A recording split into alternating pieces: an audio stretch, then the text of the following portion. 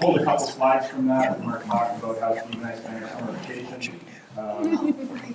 So you heard this story, and we've got some concerns. I was just remarking on how quickly things changed. 2014, everything was hunky-dory, and things have changed rather quickly in the last couple of years.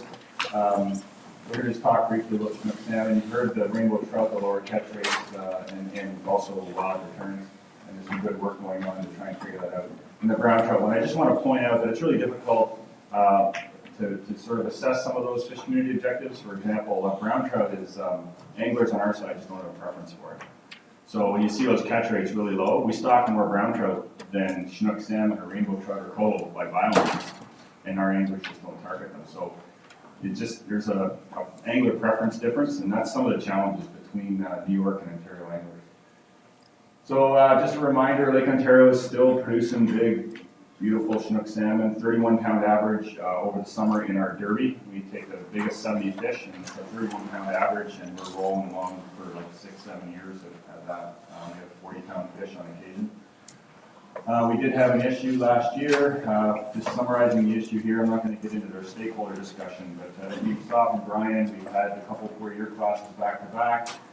Steve and I are concerned about that. We took that out to a binational group, and maybe it means nothing. Maybe everything's going to be fine. Maybe we'll end up with fewer alewife out there and some smaller fish, or maybe we'll tip it. We're not hoping for the last one, but we are cautious. We took some action to start to reduce predator demand. This year, we're reducing Chinook salmon stocking by 20% and lake trout as well. We still feel that still gives us enough lake trout in the system to meet our fish community objectives. We'll hear more about that in the next session.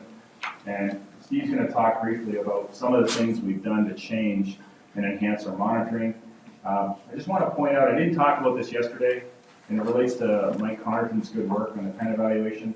One of the things we did other than reduce stocking is we put our arms around the pen program, and you get 2-to-1 returns on pens, so we're about 700,000 fish in pens. That's an effective stocking of 1.5 million Chinooks on simple math. And we saw a great desire to put more fish in pens, which is effectively a stocking increase. So going forward, the Lake Committee has said, if you want to put more fish in pens, it costs you 2-to-1. So we actually increased pens this year, I think both in New York and Ontario, but for 10,000 fish in the pen, it costs 20,000 fish. So we were doing an accounting, and so we don't have continuous pen growth because we've got to keep our arms around that. And that's not something that was announced, but it was a really good discussion, and we have stakeholder support on that, largely because of the good work that New York DC has been doing on the pen evaluation. So thank you very much. And Steve, you just want to do a tag team? You want to talk a bit about our monitoring?